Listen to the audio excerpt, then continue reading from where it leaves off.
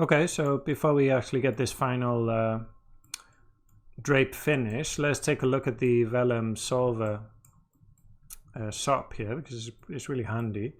So kind of got what, you know, the typical things you would need. Ground plane if you need that. We don't for our sim here. Can turn off the collisions, turn off collisions with yourself. Time scale if you wanted to slow down or speed up a bit. Obviously sub steps, your constraints, and all the different iterations and passes here. Typically now, to be honest, I just raise the sub steps. You know, I won't play around with these unless I'm really struggling with really long simulation times. I'll just push up the sub steps because that's gonna multiply any of these, right? In the past, you know, they recommended kind of playing around, dropping constraints iterations if you raise the sub steps and all that, but now just raise the sub steps. You know, vellum's so fast as well, it's often, simulation times are often not too much of a problem. You do have this thing, layer shock here, which I haven't really used myself, to be honest, but it's used for when you've got lots and lots of different layers of fabric on top of each other.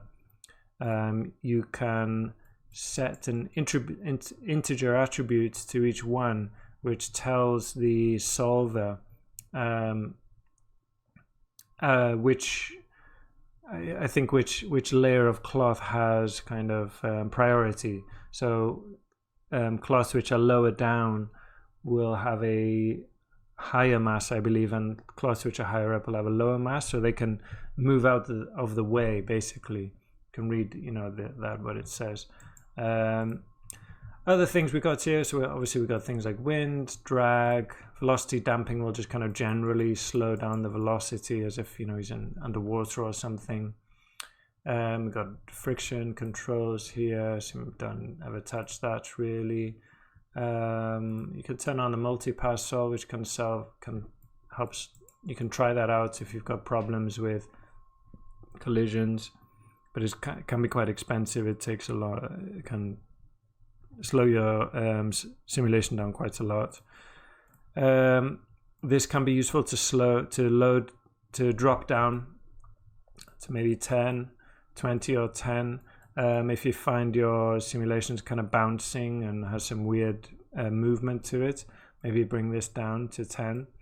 And then it's using OpenCL there, which is good, nice and fast. Sorry, leave that turned on.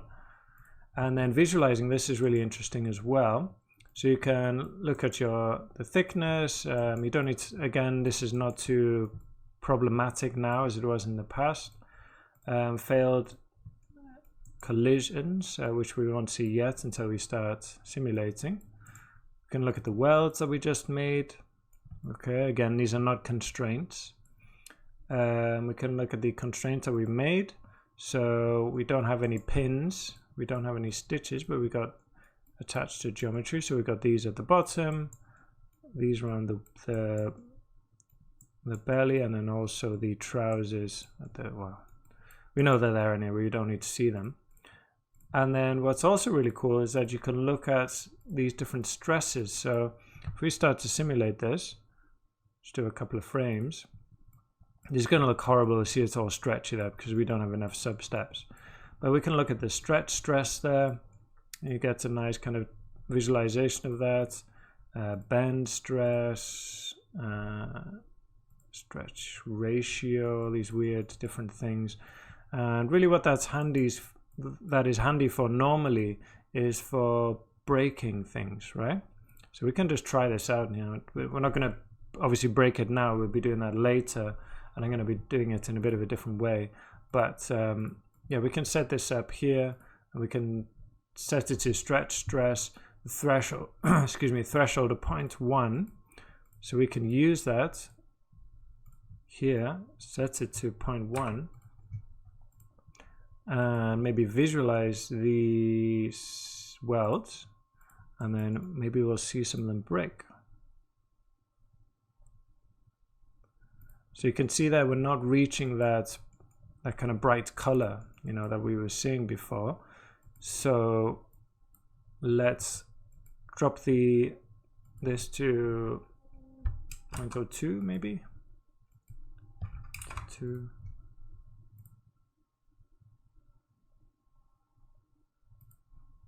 Still nothing breaking. You know, we don't have a lot of stuff going on there. Let's do 0.5.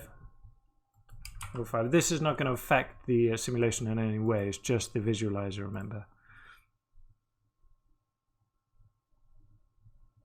There you see, when it gets, see where it's red here, these are starting to break now. And there. See, around the waist, that's where, because we got all the weight of the trousers pulling down, and then we're starting to see rips forming on the trousers, which is cool. Okay, so you can use that to kind of pinpoint, right? So this part is under enough stress to rip now, but we don't have any cuts there. At the back, there's less. Okay, so you can use that for art directing your, you know, how things tear and stuff. But I'm going to turn that off now because I don't want it to rip. We made a bit of a mistake here. We just need to connect this up with the blend shape so we actually have that animation. Get rid of this null. And let's see, I'm going to turn off, there shouldn't be purple in it. Oh yeah, turn off, I don't want any visualization on there. We don't need to see it. Maybe just the failed collisions, if there's anything serious. Welds, we don't need to see them either. I'm actually going to turn this up to 10 sub-steps and just let this play out. I'm going to let this cache out maybe, I don't know, like 30, 40 frames, just to a point where it relaxes. And I'll come back once that's done. Okay, I've just stopped it there. I've got a bit more than, I've got quite a few, got 60 frames. But I'm just, if I just go back there, you can see around there, you know, it's not moving much more now. Okay, maybe the collar's kind of flapping around a bit. But yeah, just after it stopped moving, I'm just going to go there and I'm going to drop a vellum IO, which basically is for caching vellum sims. Okay, probably don't need to really use this, but what is handy with this is that it helps you delete out all of these attributes you don't need. Okay, but it will save constraints and the collision information as well if you need it. We don't in this case, but just to show you that it's available, and it's kind of handy for that. So I'm just going to save the current frame. Got frame 50. It doesn't matter as long as it's you know, it looks settled for you. And then let's see, I'm going to save it to my hip into, yeah, geo is fine. Let's call it, let's make a new folder and call this drape, just in case you want to do more than one. Call it drape version 1. I'll save it as a geo,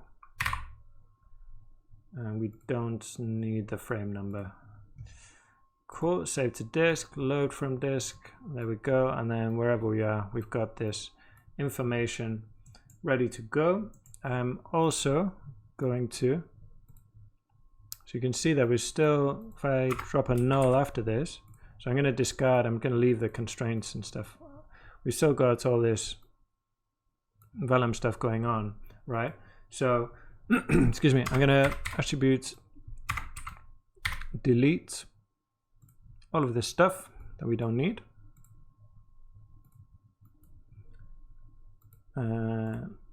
So delete all of the point attributes.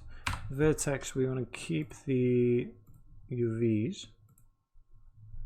Everything but the UVs. So star for everything.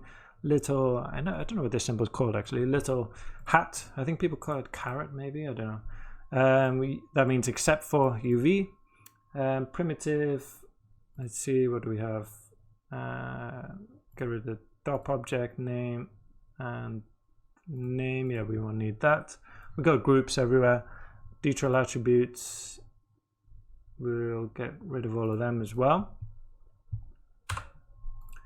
Okay, Okay, so this is nice, just plain geometry to go back into our simulation, okay? Because we're going to be mixing things together, I don't want any weird, you know, that could be problematic. You need to be very careful with attributes when you're, you know, using taking one simulation and then putting that into another one.